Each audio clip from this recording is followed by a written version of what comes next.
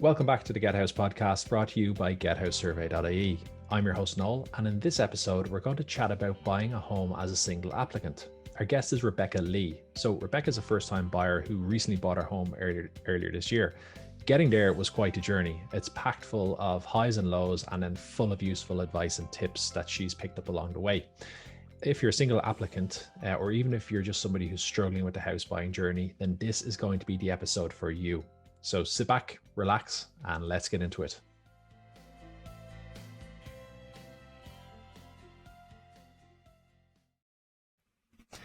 So Rebecca, welcome to the podcast. Thank you for joining us. Thanks for having me. So to kick us off, why don't you tell the listeners a bit about yourself and who you are and what you do? Absolutely. So my name is Rebecca Lee. I'm a first-time buyer. I bought my first house at the age of 36. In terms of what I do, where I work, I used to work in radio, still work as a freelance journalist, and I also work as a director of a communications company, Clear Story International. Okay, and you stole my line and you said you were a first-time buyer, so that's okay. Okay, no worries. And that's what we're here to talk about today. So you bought your house, I'm looking at my notes, last year, or the sale went through last year? It was actually a few months ago. So I bought my first house in April of this year, April 2021. And I guess it still hasn't hit me that I actually have my own roof over my head. Yep. We're going to dive into that, and I'm going to ask you to describe all those feelings later on. But why don't we go right back to the start? And when you decided, okay, I need to get serious about buying a house, and what were your thoughts at the time, and what made you make that decision? Yeah, so what happened to me was back in September 2017, a friend of my father's, who's in her 50s, she actually got evicted from her rental property. So it kind of, I suppose, sent shockwaves through me. It made me think, what direction am I going in? Where do I want to be? How will I get there? I suppose when you think about the future and you start thinking ahead, there is that worry that if you're going to be renting places, how long will you be renting for? Is it possible to rent later in life? Yes, it is. But there will always be that fear hanging over your head that you could be evicted at any time. So yeah. I just wanted a bit of stability. Back in September 2017, I was working on radio at the time. So I'm an ex-presenter, an ex-Q102, FM104 presenter. I used to be on air 6 days a week, loved radio with a passion, still do to this day. But unfortunately, it didn't pay the bills by the time I went to meet the bank for the initial meeting. Okay, but sure, everybody working in media gets paid Pat Kenny level of salary, sure. Oh, sure, that's the biggest misconception you've ever heard in your life. Those six-figure sums, they only happen for the big wigs, unfortunately. But, if you love something with a passion, you'll never work a day in your life. That's what they say. And it was my passion at the time. Yeah, there's actually a good friend of mine. He had spent some time on, I think it's Waterford something radio anyway, and he had a similar story where he just couldn't really get to the salary level he wanted it there, and change career path. So when you had that initial meeting with the bank and you realized, okay, look, it's not going to cut it working in radio, what did you decide to do? Like, what was your next course of action that you chose? Yeah, so devastatingly enough for me, when I went to the bank, they said, look, you can borrow 3.5 times your salary. I did the maths, went on to daft.ie as soon as I left the bank and realised that I could only actually afford a garden shed. So that wasn't very helpful. So from there, I decided I needed to change career rapidly if I wanted things to happen, if I wanted to buy a house. So I was looking at other roles, looking at salary scales online, doing some research, assessing my own skills, assessing my interests, and that led me to apply for jobs in communications. Okay. And working in radio communications feels like a kind of natural path. Yeah, it's natural progression. So I had a load of media contacts, friends that I've made over the years, a lot of journalists, radio presenters, and people in marketing and business. So I had about 3,000 contacts, and I decided the best way to use those and the best way to use anything I'd ever studied. So my degree and my master's is in marketing. The best way to use all of those was by, I suppose, forging a career in PR, and here I am. Okay. And so this was back in 2017. So there's a few years of a gap to fill. And in that time, you basically forged through this career in communications and PR, and got yourself up to the stage where the bank were, I suppose, giving you more of a favorable salary that was closer to what you needed, or mortgage, which was closer to what you needed. Exactly. So the bank told me, as I mentioned, that I could borrow 3.5 times my salary. Now, what I also did was I assessed the government schemes that were available. So there was Help to Buy, which is really useful for a lot of people who were looking to move further afield. As a first-time buyer, buying by myself, I just thought, if I buy too far away from Dunleary, which is where I'm from, I could end up quite isolated, because it's quite important to have people who are around you if you're buying by yourself. Yeah. So Help to Buy was ruled out because they're all so far away, those properties. Then I looked at the Rebuilding Ireland scheme. Again, a great scheme, very efficient for people who can avail of it. But unfortunately, at that stage, my career had soared so much to my detriment. You can be a victim of your own success. I had just exceeded the salary cap on that scheme, so I couldn't avail of that either. Yeah. So I was at a loose end. Yeah, and you're one of, I don't know how many people I've heard talk about this as well. You just got caught in that trap where you're slightly above the Rebuilding Ireland, but not enough that your 3.5 times your salary gets to the mortgage you needed. Yeah, you're just stuck in the middle of this road, and you're like, what direction do I go in next? Do I go left? Do I go right? Do I go forward? I really needed help at the time. So I had to stick the head down and devise a plan. Okay. And what did that plan look like? Like when you said stick the head down, what did you decide? Okay, I need to do X, Y, and Z. What were those actions? So what I did was I bought a few books written by financial advisors. One of them was How to Be Good with Money. That was very useful for me. I also joined a load of Facebook groups for first-time buyers, did a bit of research online, came across 2 groups which were extremely helpful. And from my time in those groups and from reading all the books, I decided it was time to draw up an Excel sheet, figure out how much I could save per month, arrange 2 meetings with my boss with regard to a salary increase. At that stage in my life, it was very much needs over wants. The conversations I had with my boss, they were all very honest. It's not that I really, really want a house and I want to buy these amazing luxury cars. It's that I need a house. Yeah. And I'm at that stage in my life where I need independence. I need freedom from my family home. Yeah. So I drew up a plan and increased my savings year by year. Okay. And this is the conversation you described with your boss there. That's something that I think a lot of people... Now, some people have awful bosses. I'm not talking about that, but there is a lot of people who don't have that conversation with their boss, and they don't, obviously it's work. You don't need to give them all your personal details, but they don't have that level of honesty with their boss and say, look, this is where I am in my life. This is what I need to do, and I need my job and my career progression to help me get towards there. And how did your boss respond to that? If he's listening, you can just say nice things. Don't worry. Oh, he was very supportive, thankfully. I was in a very lucky, or I am in a very lucky position where I still work with a company and with a boss who understands my needs. And it was a very transparent conversation. I mean, look, if you're in a company, you're in your 30s or you're in your late 20s and you need to buy a property.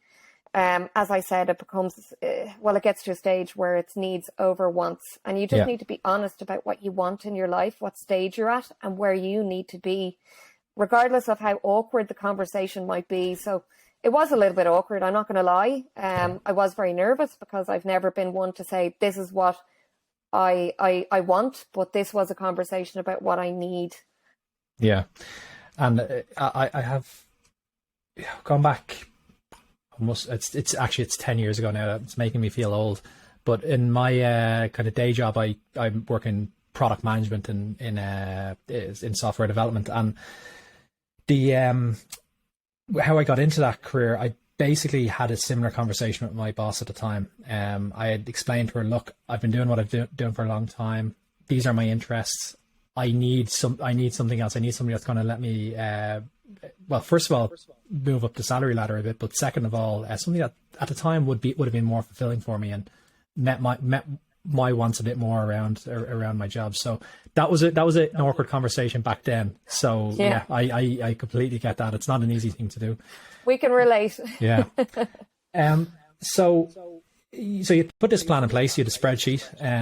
I'm a lover of spreadsheets myself. So you had a nice spreadsheet that kind of helped guide you along the way. What was those few years like? So we're talking 2.5, 3 years until you got to the point where you were ready to apply. What were those few years like? Did you live like a hermit? Did you give up everything? Did you try to get a nice balance? How did that go? So I tried to get a nice balance. So to be totally transparent with you, there was a lot of stuff I had to give up. So I had one night out a week for 4 years. Yeah. I was always the person on the night out with the nagging in the handbag to save a bit of money. Cut down on eating out. Towards the end, I even changed my hair color because I realized I was spending like $300 a month on my hair every second month. Not really doable anymore, you know. Okay, you have to prioritize things. So like my savings increased with my salary increases. So the bank said to me, look, anytime you get a salary increase your savings and we'll be able to see those increments go up. And that'll show us that you're a serious buyer and that you're on a mission, that you're going to stick to your plan. So I stuck to my plan, but I was always the friend who was broke. And, you know, I used to laugh with my mates and I'd be like, you know, I'm going home early because I'm going to get a house. And they all laughed and like, look at me now, I finally have a house, you know, so it paid off. It was worth it in the end. A few years of sacrifice and it helped you get there. And you mentioned that you were talking to the bank throughout the process. Was it your own bank that you dealt with from the start? Did you talk to a broker or go to multiple banks? How did that part of the journey look like for you? Yeah, so I originally went to my own bank because I just thought, look, I've had accounts with them for about 16 years. They'll understand that I'm able to save. I borrowed money over the years to go to college and I always paid it back. So that was my reasoning behind that. So in the end, I actually didn't go with my original bank. I went to a broker, asked them for advice. They told me about the various charges for submitting paperwork, all that kind of stuff. And I just kind of thought, look, why don't I just apply to 2 banks myself, see how I get on? But the whole thing for me was, even with the amount I could borrow, I needed an exception. And exceptions are extremely hard to come by. Yeah. As you would probably know, because the amount I could borrow, it still wasn't enough. So I needed to go slightly over my 3.5 times salary that I could be granted by the bank. So in the end, I actually went with EBS. Okay. And that's because they could give me that exception. Yeah. The whole topic of exceptions is an interesting one. It's stressful. The bank, this has been explained to me by a couple of the previous guests, but the bank can only give a certain percentage of their loans. They can only apply exceptions to. So if they get a lot of people that they give exceptions out to, they can run out of exceptions very quickly throughout the year. Yes. So yeah, it can be a minefield. You can either get it or you can't, or if the bank hit their limit, they can all of a sudden say, nope, can't give you one. Yeah, well, you see, that's it. So I read that about 5% of the bank's activities when it comes to mortgages are dedicated to exceptions. Yeah. So I needed to be within that 5%. So I read that exceptions are mainly granted at the beginning of the year. Yeah. So most banks will give them January, February, March, then they'll put them on pause. And if they've any left over at the end of the year, then you can jump in. Yeah. But I just got in at the right time. I was so lucky. I had to justify my reasons for seeking an exception. As a single buyer, it was a lot tougher. But I managed to persuade the bank to loan me in and around what I needed. So I just about got there. Just scraped over the line with the exception. Right. And that's... Yeah.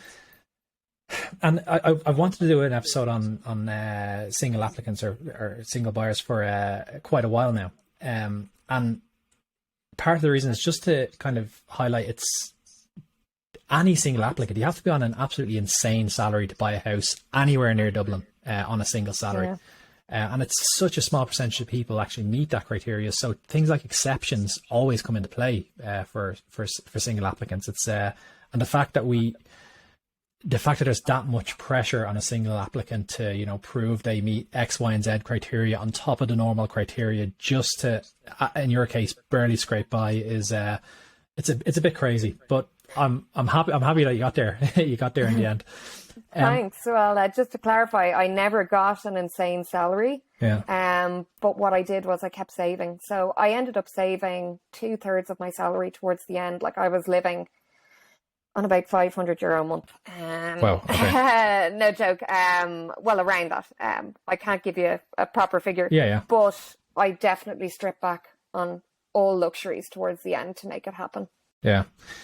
And no, I'll ask you some questions at the end about that. So let's move forward a little bit. We've got to the start of this year. You've been dealing with your broker and through them EBS for a while now, discussing the exception, and they've said okay. Tell me about that moment. First of all, you got the kind of approval in principle with the exception, and then when you started looking for properties once you knew you had that in place. Yeah, so I realised I could be granted an exception, but you know, I was happy about it at the time, but on the other hand, I didn't want to borrow too much money because I'm one of these people, I never miss a payment in my life. So I was a bit like, oh God, should I use it? Shouldn't I use it? And I was like, well, if I don't use it, that could mean another year of saving, and I kind of want to get moving because I was very aware that inflation was creeping up. It was a very turbulent time back in January, as everyone knows. Nobody was sure what way the property market was going to go. Carl Dieter from the Irish Mortgage Brokers Association, he's a good friend of mine. Even though I didn't go through a mortgage broker in the end, he provided me with some advice, and he said, look, there's never a right time to buy. He goes, look, you could wait for a property crash.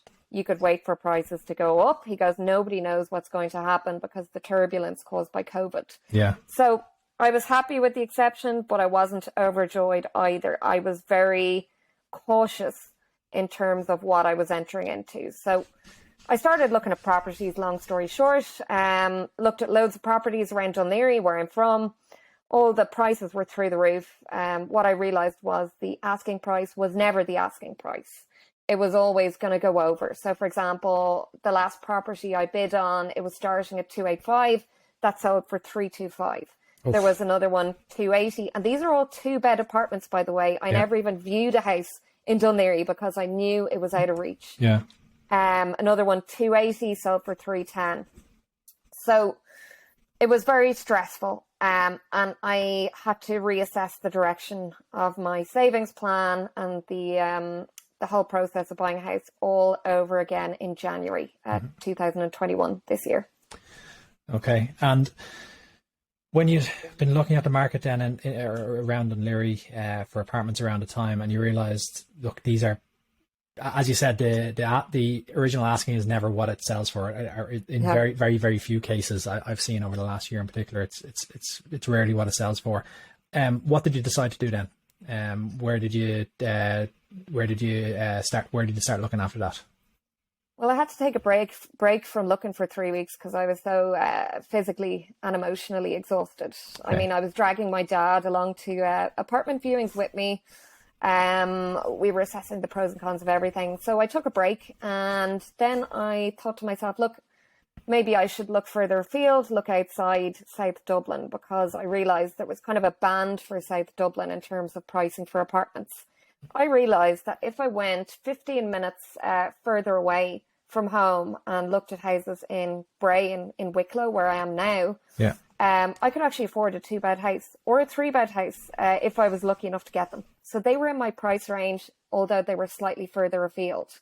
So I had to reassess my priorities, first of all.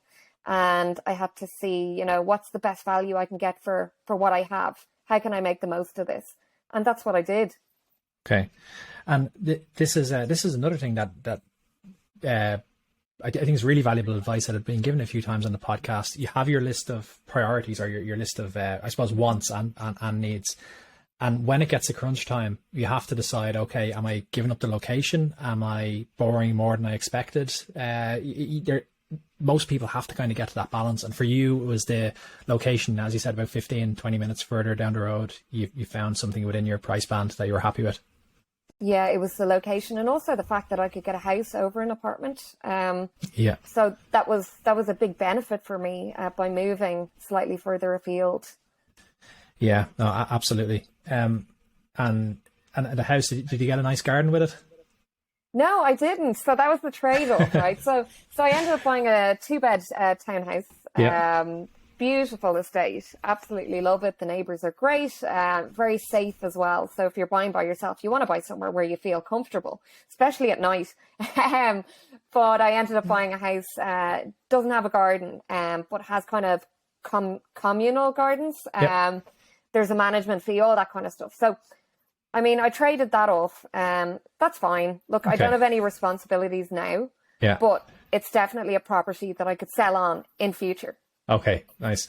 Because we got a house, and we bought in kind of an older estate 3 years ago, and we got a nice sized garden with it, which I love.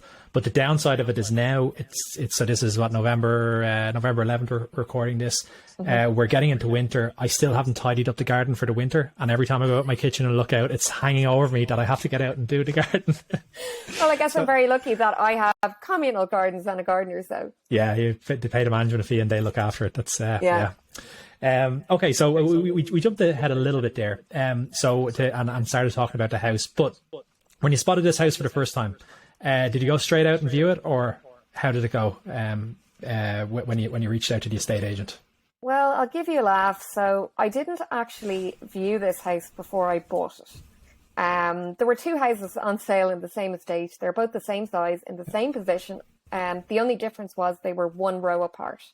So lockdown was hitting Ireland again. This was back at the end of January. Yeah. I got the last viewing for one of the houses in this estate. Saw the size of it, really liked it, walked in and went, oh my God, I think I would die with happiness if I was able to afford something like this. Okay. The estate agent, he was looking for a lot more money than I could afford at the time, but I went along anyway. And then didn't the country close down? The estate agent wasn't budging on the price, because I was like, right, maybe I could get it for like 10 grand less, just play a bit of hardball. Didn't work. So I bid on the other house that I had never viewed. Got in touch with the estate agent. I was like, look, I know we're in lockdown. I know I'm looking at pictures here, but I viewed the other house, the next row up, really liked what I saw. What's the situation if I put in a bid and it's accepted? So she said to me, look, she goes, if you put in a bid, it's accepted. You put down a deposit. We can refund that to you if you don't like what you see when you actually view the property. So I said, you know what the hell? I have been outbid on 11 properties at this stage. I'm on number 12. Let's just go. Let's put in a bid and see what happens. So there was a bit of back and forth, but I managed to underbid, and I got away with it at the time. I could not believe it. And I still credit my own negotiation skills for that. Brilliant. You say you got away with it, but in reality, look, we know how the housing market's going at the moment. What houses are selling for? It is inflated because there's so little supply. So in reality, you didn't get away with it. You got probably what it should have actually been sold for. I probably did, but I still get a kick out of telling people that story, because there was a lot of back and forth with the estate agent. Yeah, so you're one of those that bid on the property without ever viewing it. And at the time, after I spoke to you a few weeks ago about this, at the time I started to remember then a lot of the conversations on the first time buyer groups, and people were saying, oh, you can just bid and get your deposit back if you don't like it. Others were saying it's insane, you can't do that. But you were the ones that went ahead, put the bid in. You got the survey or the property checked out then, and then did you actually get to view it yourself before you signed the contract? Let me see. Did I? I did. Yes, okay, I did. Yeah. I did. Sorry, I'm just thinking about that. But I was one of those people who said, look, people are insane for putting down deposits on properties they've never viewed. Like, what's wrong with them? Yeah. And then I was just like, you know what the hell? I am so exhausted of looking. I'll just chance my arm and see what happens. Yeah. And that risk paid off. Yeah. And, it's when you're talking about such a large investment, which is buying a house, it's hard to say to people, take risks. But especially over the last year and a half, 2 years, it seems like every success story, there has been a small bit of risk involved. And it's, in your case, it paid off. You put the bid in, you locked in the sale agreed, and it progressed from there. But yeah, so I'm delighted you took the risk and it paid off, and you got there in the end. It's great. It's great to hear success stories. So let's talk about the day. Well, not the day you signed the contracts, but the day everything went through. You were called and said the keys are there to ready for you. Tell me about that day. Oh wow! So that day, I arranged for my dad to give me a lift to Bray to collect the keys. I don't think it hit me fully at the time that I actually made the biggest purchase of my life. I think I was so exhausted, having been through the battlefields of house buying and having gone through all the stages of house buying grief, that by the time I took the keys, I actually couldn't even react. And I remember taking the keys off the estate agent in an envelope and her saying, "Congratulations." And I just going, yeah, that's great. Hopped into my dad's car. "Are you not happy?" And I was like, "Yeah, I think I am." And then I was sticking the keys in the door, and, proud dad was there taking the pictures. She finally got there. She saved herself, and I just remember entering the house and going, "Okay, this is mine. What do I do next?" And it just didn't hit me. It didn't hit me. And then 3 months later, I opened a bottle of champagne. I was like, well, "Hey, I finally got there." It took you 3 months. To actually realize I bought a house. Yeah. I still can't believe it, really. Yeah, it's such a good feeling, though. And in our case, so we bought it in February. It's going to be 3 years since we bought, and we had maybe about a year and a half to 2 years of that proper hunkering down, getting serious about saving. We similar as yourself, we had to cut out a bunch of stuff. Mm-hmm. And compared to a lot of stories, we were incredibly lucky. Both of us had full-time jobs at the time. We both had full-time jobs at the time. We did have a bit of savings there to kick us off, and then we were able to add to that as we went along, as we got closer to the date. And we didn't buy, we bought out in one of the really old estates out in Tallaght, so we weren't buying in the middle of Dublin. And even though we had a lot of good things going for us, the situation for us was still, it's the most stressful thing we have ever gone through. Every single tiny little step along the way is just it's phrases we'd never heard of before. The bank asking us all kinds of insane questions. And it feels like people are going through your life, and it's just the most stressful thing we've ever gone through. And so when we got through, we were obviously delighted. But you mentioned earlier on in the process, back in January, I think you said you have to take a break for 3 weeks or so, just to kind of let your head get back to normal and kind of take a breather. So when you think now back to in January, which is about 11 months ago, back to January, how you're feeling then, and you're in your house, you are, you're only there a few months, but you're in your house, mm-hmm. You've had your bottle of champagne. Describe the difference in feelings between January and now. Oh, wow. So when I bought the house and I finally moved in, it was like a dark cloud had been lifted over my head. As I mentioned, it was emotionally draining. It became like a second full-time job to me. I was constantly stressed. For my application to try and get approval in principle, it was like 16 different forms. Yeah. And I did that for 2 different banks to try and get the exceptions. So that was 30 something forms, 32, something like that. But I just feel relieved now. I'm not going to lie, I went through, as I mentioned, the 7 stages of house buying grief. So when I started saving, I was very much in shock and in denial at the process. I was very much like, everyone deserves a roof over their head, which they do. It's a human right. Yeah. But then again, I realized throughout the process that no one was actually going to give it to me.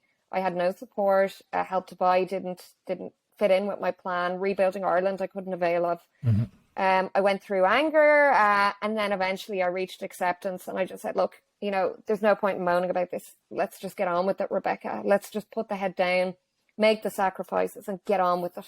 Yeah. And that's such a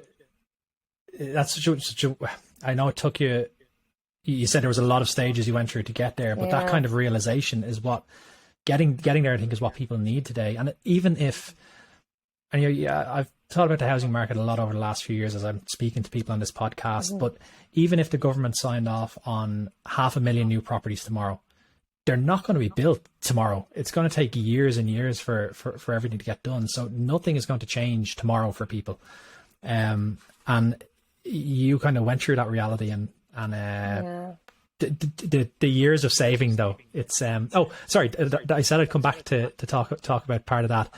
You said you were the person on a night out who left early, who brought the noggin in your bag.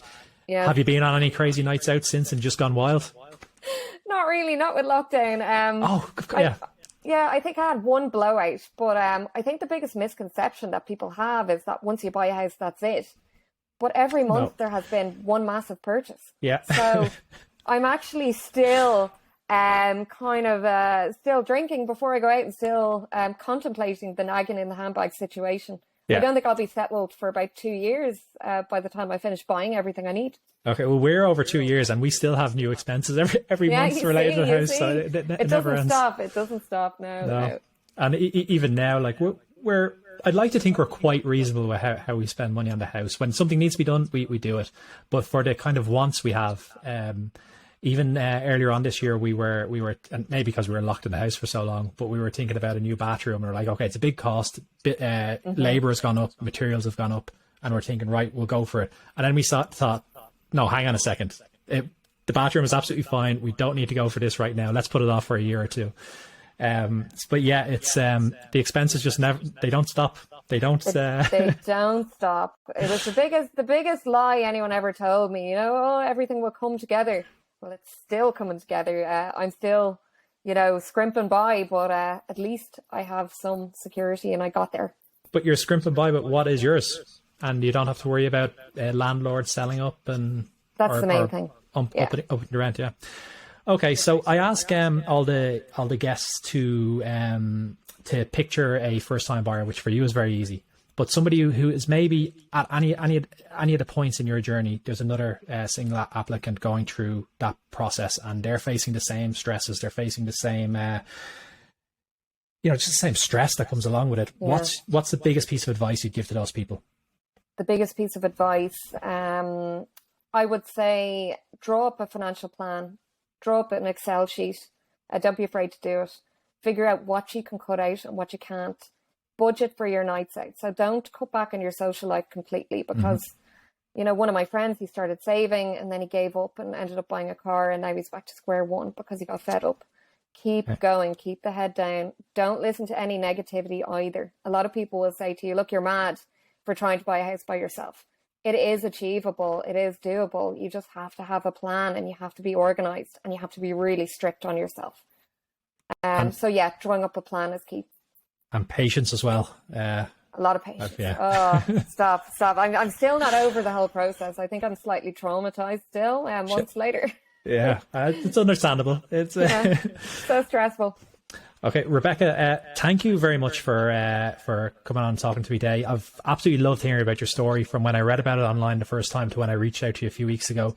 As I said, there's lots of parts that I just love. I love the fact you kind of decided, okay, I need to get serious. Then you decided, okay, I need to cut out X, Y, and Z. And then even the risk you took at the end. I think it will give a lot of people, hope that, look, it might seem like an impossible journey, but there is ways to get there.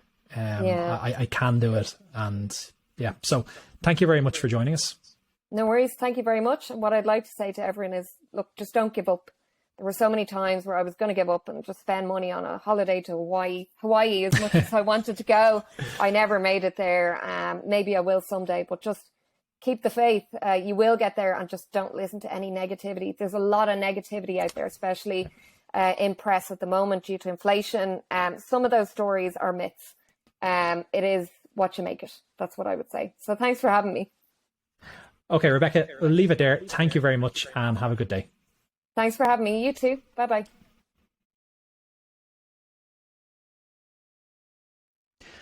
And that's the end of the interview. I hope you enjoyed the conversation with Rebecca as much as I did. If there's one message I'd love listeners to take from this episode, is that no matter how tough the journey ahead of you seems when you're planning to buy your own home, there is a way to get there. In Rebecca's case, she obviously took drastic circumstances with changing her career. And that's not something that everybody can do. But the message that came through really strong is there is a way to do it, whether it's knuckling down and just saving like crazy for a few years and cutting back on nights out, or whether it's changing career. There is paths to get there. There is a way to do it. Unfortunately, and we talked about this in the show, if you're waiting on the government to click their fingers and fix the housing crisis for you tomorrow or even in the next year, that's not going to happen. There's no way they can build enough houses to catch up with supply in the short term. Even if they can fix the housing crisis, it's a medium to long term thing that's going to happen. So it's really up to everybody to take action, to take things into their own hands and do what they need to do to get their home. And that's the end of the episode. I hope you enjoyed it as much as I did. If you did enjoy the episode and you got any value out of it at all, it would be great if you left us a review. It would be even better if you told a friend or family member who are on the house buying journey about the podcast so that they can come along and have a listen. If you have any requests or things you'd like to hear on the show, email podcast@gethousesurvey.ie and we'll do our best to make that happen for you. Otherwise, thank you very much for joining us and have a great day.